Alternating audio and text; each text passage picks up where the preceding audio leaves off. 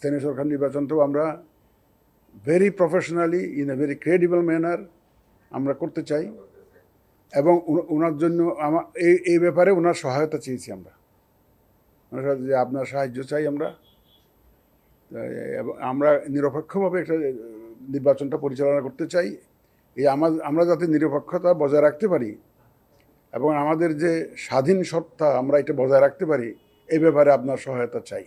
উনি বলেন যে আমার সহায়তা পাবেন। এখন আমি যে চেয়ারে বসছি আমারও তো নিউট্রালি বিহেভ করতে হবে সব কিছু, এবং আপনাদেরকে যাবতীয় সহযোগিতা আমার পক্ষ থেকে আপনারা পাবেন।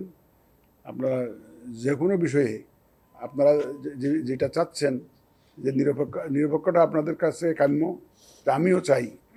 উনি বললেন যে এটা আমিও চাই, সুতরাং আপনারা যে ধরনের সহযোগিতা চাইবেন আমি সেটা করব। এখানে ইলেকশন করাটা, ডেট ফিক্স করাটা এমন কতগুলো ফ্যাক্টরের উপর নির্ভর করে যেগুলো আমাদের নিয়ন্ত্রণে থাকে না অনেক সময়। এগুলাকে ওই ইকোনমিক্সে আমরা যারা ইকোনমিক্সে পড়েছি তারা এক্সোজেনাস ভেরিয়েবল বলে, মানে আমার নিয়ন্ত্রণের বাইরে কিছু ইয়ে থাকে। যেমন ধর ফ্লাড হয়েছে, এখন আমি কী করবো বলেন, এটা সমস্যা হয়ে যায়। তারপরে এখন দুর্গাপূজার জন্য তো আগে পরে অনেক দিন বন্ধ রাখতে হয়। ল এনফোর্সমেন্ট এজেন্সির লোকজনগুলো সব দুর্গাপূজা নিয়ে ব্যস্ত থাকে। গ্রামে গঞ্জে পূজা হয়, শত শত পূজা মণ্ডপ হয়, তো ওর মধ্যে ইলেকশন দিলে একটা সমস্যা হয়ে যায় না, দুর্গাপূজার জন্য একটা গ্যাপ রাখতে হয়। তারপরে আপনার এই যে পরীক্ষা এসে যায় আমাদের শীতকালে, আমরা ইলেকশন টাইমে দেখবেন যে জায়গা সিজনটা ফেভারেবল, কিন্তু ওখানে পরীক্ষা দেবে, স্কুলের পরীক্ষা। এখন আমরা স্কুল বিল্ডিংগুলোকে ব্যবহার করি বুটের সেন্টার হিসেবে, আমরা স্কুলের টিচারগুলোকে নিয়োগ করি প্রিসাইডিং অফিসার হিসাবে, তাহলে ওনাদের পরীক্ষার একটা বিষয় থাকে।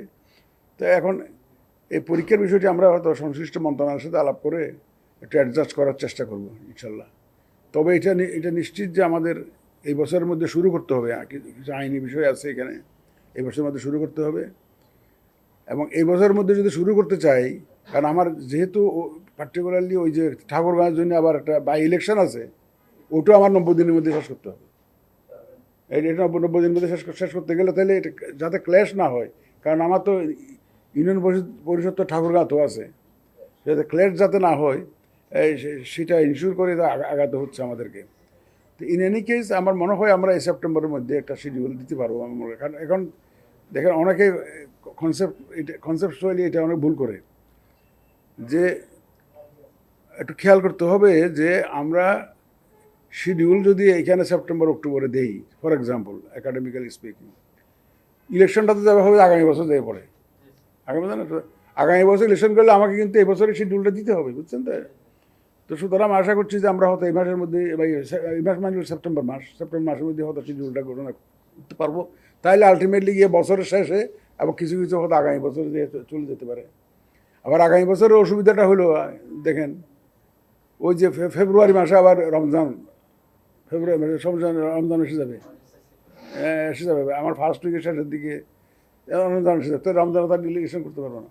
তাইলে আমাদের যে টাইম স্লট যেখানে আমাদেরকে ইলেকশনকে অ্যাকোমোডেট করতে হবে ইজ ভেরি শর্ট। তারপরে যদি আবার রমজানের পরে যেতে যাই, তারপরে আবার কী বলে ঈদুল আজহা, তারপর বর্ষাকাল, গরমকাল এবং বর্ষাকাল, নানাবিধ জটিলতা।